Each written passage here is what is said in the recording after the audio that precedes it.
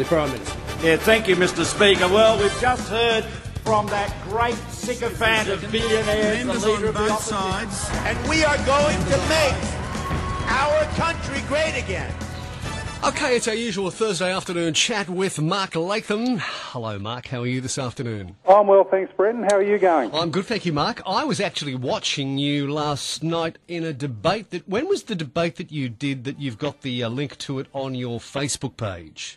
It was yesterday in Sydney at the Centre for Independent Studies. We were debating whether or not Australia should cut its immigration rate, and I was on the team saying yes to that proposition. It was a good debate. Yeah, it was. I think it's very important because you've got senior people in the political system like Tony Abbott talking about a cut to immigration.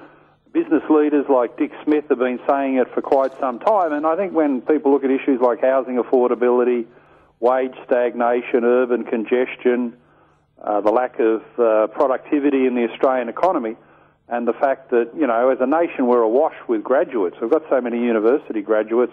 The skilled migration program is not working the way it used to. People look at all those issues and say, well, isn't it time to take a breather to have a significant cut in immigration?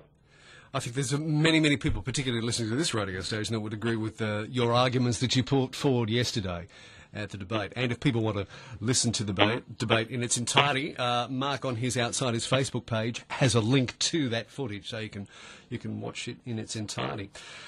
James Packer, yesterday, it was announced yesterday that James Packer's decision to resign as a director of the Crown Resorts was due to personal reasons. They say that Mr. Packer is suffering from health reasons. Yeah, I suppose it's the old motto that money doesn't necessarily buy you peace and happiness in life, and he made this decision from his polo ranch in Argentina, so it's evidence that he's certainly got plenty of money, and having a polo ranch in Argentina, of course, is from another planet for most Australians. But also we've got to acknowledge here that while the mental illness issue is serious, James Packer has had a lot of controversies where ultimately he's responsible for his own choices. He's had the bizarre arrangement with Mariah Carey. He's been involved in a corruption scandal with the Israeli Prime Minister. He's had staff arrested in China. He had that infamous brawl on one of the prominent streets in Bondi. There's a lot of mistakes there that have been made, and I suppose he's in a position where you bring so many problems upon yourself that maybe it's an old-fashioned mental breakdown.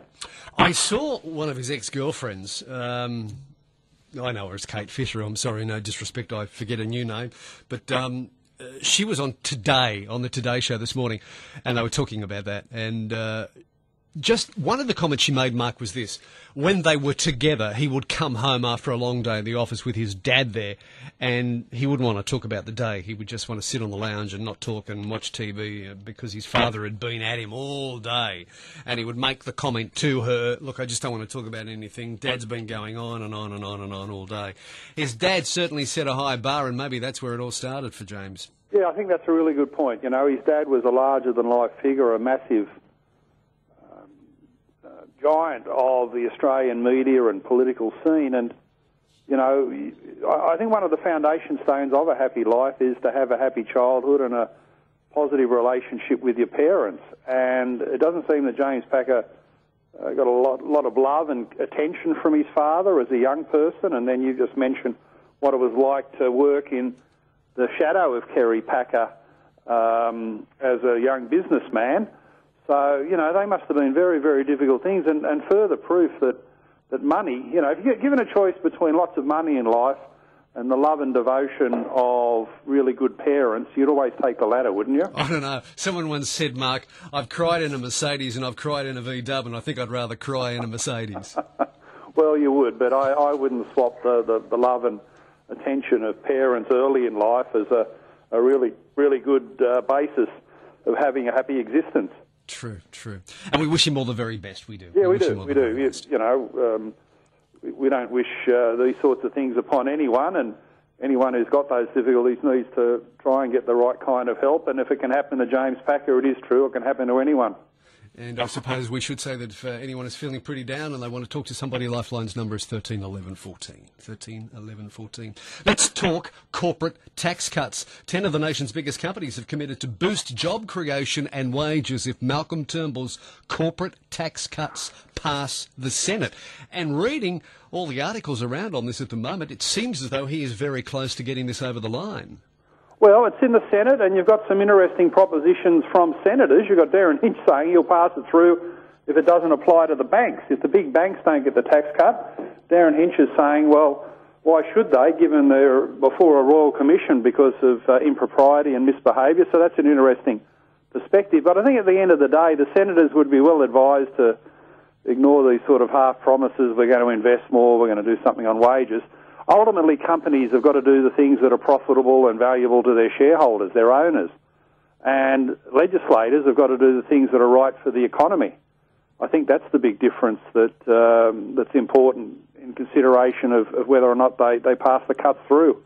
I don't know about you, but does it really mean that these big corporates are going to employ extra people? No, that's why I say it's half a promise. Yeah. You know, they're not going to employ extra people if they lose money. They've got to go to shareholder meetings and people saying, oh, we had a profitable company here and you've turned it into a loss maker. They're not going to do that. So I think business executives walking around the corridors of Parliament House promising things that aren't realistic, if I was in the Senate, I'd ignore that. If they think the tax cut is worthwhile, then pass it through. If it's good for the economy, do it. If you've got other reasons, then vote it down. Personally, I think any tax cut in the current environment is good. Government has got way too big. They waste so much money. There should be tax cuts not only for corporations but for individuals because we all pay too much tax and government has got way too big. Yeah, sure has. Racial and gender quotas for Sydney University debating team. What's this all about? Well, it's hard to believe. We hear about this quota system in various parts of the public sector, and now Sydney University has decided in selecting the people for its debating team, and they would be involved in debates around Australia and even internationally, they've decided that more than 50% of the debaters selected have got to be what they call non-cis male. And I know there's some weird concepts out there in this gender space, but cis male is someone who is a man right now, regards themselves as male, and they were born that way. So basically they're creating quotas for transgender people on debating teams. They're trying to get more transgender people involved in the debating team. And where can this end? I mean, we had a census a few years ago that identified 1,300 transgender people in Australia. That is 0.005% of the population. Now, you know, you get into minority politics, but I think this is stretching it a bit far. That 0.005% of the population have got to have a reserved spot on a university debating team. It's absolutely crackers. Well, and what? Speaking of crackers, following on from that story, I mean, the article once again on your Outsiders Facebook page, they're teaching our kids what this pink hat propaganda. It's a long article. It's a good article. Tell people, because there's be a few people listening to us today that would never heard of this pink hat propaganda. Pink hat in schools. Yeah, well, the pink hat, it was actually called the pink pussy hat, was the hat that the women protesters wore the day after Donald Trump was inaugurated as President of the United States last year. A big protest march, and parts of it were disgraceful. Madonna, the singer, said she often thought about blowing up the White House. Mm-hmm. You had sort of demented, ranting presentations from the actress Ashley Judd, chants of hatred against Donald Trump. You know, I think your average president would say, well, can we keep that sort of thing out of the education system, particularly at primary school level? And I had a parent from a Melbourne primary school saying this book, The Pink Hat, which glorifies all the protests against Trump, was being taught and read to his 11-year-old daughter in a Year 6 class at Kew Public School. Isn't that just absolutely ridiculous?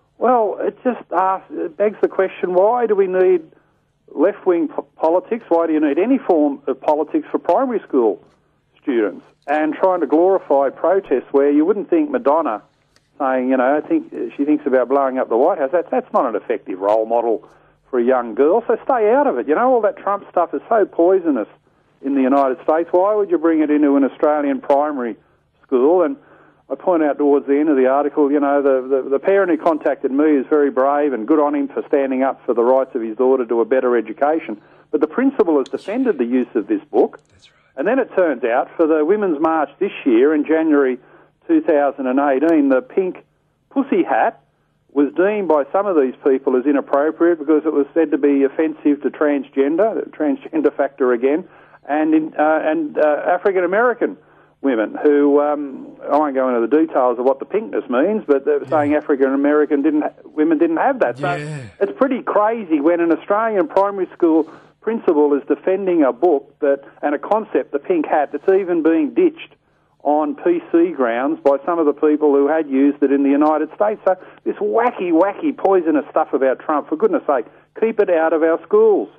But you start your article by questioning the fact that teachers these days see it, left-wing thinking teachers these days see it possibly as their right to educate kids in politics and the left-thinking side of politics rather than, you know, the curriculum that they should be teaching kids, and that is English, maths, etc. Yeah, I start with the story from your patch there, the University of Newcastle, the education faculty. One of the lecturers was tweeting in support of the Labor Party on election night last Saturday, and I tweeted back to him, are you in the education or politics faculty? You know, are you an educator or do you do politics? And he replied, what's the difference? Yes. Is there a difference? Well, when it gets to the point that a senior person in the university system sees no difference between education, he's there trying to teach the teachers of the future, and politics itself, well, we've got a real problem, haven't we? There used to be a tradition that schools would stay out of politics for the obvious reasons that it can only lead to trouble. But now, so many of these people in the education system think their role is to indoctrinate politics upon the students. Let's get back to the basics. I mean, that's why each year that these surveys come out, I mean, in maths and literacy particularly, we're going down, not up. We're going in the wrong direction. Well, being a Trump protester is not going to get you a job. No, it's and it's not going to sustain a good income and life into the future. It might entertain some of the lefties there, but seriously, you've got to keep the schools out of this, keep the universities out of it, and as you say, just teach the things that are valuable, and at the end of the day, the students have got to make up their own mind about political allegiances and beliefs. You can't have propaganda. Very, very true. What was it said in the article when kids come home from school? You ask a particular question. Well, I think you've got to ask the question: what did the teacher talk about today? You know, often the kids will come home and the parent will say, you know, how are you going, or how was your day? I think the more important question is, what did the teacher talk about, particularly in primary school? And if there's party politics being lectured to the students in the classroom, the parents have got to step up and say, hang on, that's inappropriate. And I applaud the guy in Melbourne who brought this to my attention. Too few parents step up and protest about this. They're sort of worried about, you know, repercussions within the school. I think we've all got to be brave and all demand the right standard for our kids. Couldn't agree more. Richard Di Natale, the leader of the Greens, he's had a bad week. In fact, he's had a bad couple of weeks. But the latest rant, he was blaming climate change for the Tathra bushfires, which was just absolutely disgusting. Yeah, it shows a lack of empathy for the people there who've just had their houses burnt down to try and politicise a bushfire. But, Brent, the other point is that I think this is where people like Di Natale lose the debate on climate change, because when you start talking about weather events, well, they're so fluky and unpredictable, anything could happen. You know, to say that a particular bushfire is caused by climate change, that is, changes in the climate over a 50-year horizon, is just ridiculous. Bushfires are caused, you know, not only by arsonists and acts of nature, they're caused by freak weather circumstances. And last Sunday in New South Wales, very hot, high winds, any bushfire was going to get out of control. So these are freaky circumstances that occur from time to time. They've always happened in the past. Australia's always had bushfires, regardless of the climate change debate. We'll have them into the future. And if we had a mild summer next year and no bushfires, people would be saying, what happened to Richard Di Natale saying because of climate change we're going to have all these bushfires, and because of the weather in the next summer period we didn't have them? It discredits what he's saying about climate change, and it grows the kind of climate change scepticism that Di Natale is against. So in many respects in this debate, the Greens are their own worst enemy. Can you see Di Natale holding on to the position as leader of the Greens? Because he's certainly by no way a Bob Brown, is he? No, they don't. They miss Bob Brown because he sort of had a resonance with the public, and I think, a sincerity that the people appreciated, even if they didn't agree with his policies. But Di Natale, he's sort of a sledgehammer sort of guy, no sensitivity to public opinion. But who else do they put in? Goodness gracious, what if they put in Sarah Hanson-Young? There'd be no Green Party left. Well, that's my next question. With all the problems that they're having, they've had a lot of infighting. I mean, Di Natale's come out this year and said, from the start, from Jan 1, I mean, Di Natale's come out and said some pretty silly things this year. Can you see the Greens going the same way as the Democrats? And that, I suppose, the result of the Batman election, where they were expected to win Batman on the weekend and they didn't, can you see the Greens maybe going the same way as the Democrats? Well, the Democrats committed suicide when they supported the Howard government's GST. That's what killed them off. I think the problem with the Greens is that instead of being a 10% party in the Australian system, they're looking more like a 6 or 7% party, and they've had a whole host of problems. You know, remember they lost 2 senators last year who didn't have their citizenship papers in order. They've got Di Natale there who's not that effective. They don't seem to have high-quality people in the Senate and only one in the House of Representatives. So I just think they run into a flat patch as a party. They lack the quality people like a Bob Brown who could make them a double-digit party in the Australian political system. So I think they'll stay around. There's enough, you know, trendy, kooky, inner-city types to sustain the Greens, no doubt about it. But I think the party itself is starting to look a little bit limited in its support.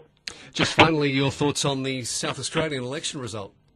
Well, you know, it was not a landslide to the Liberal Party. It seemed like they got home because there'd been a electoral boundary correction. 4 years ago, they'd been a victim of kind of a gerrymander where they had 53% of the two-party preferred the Liberals and still lost.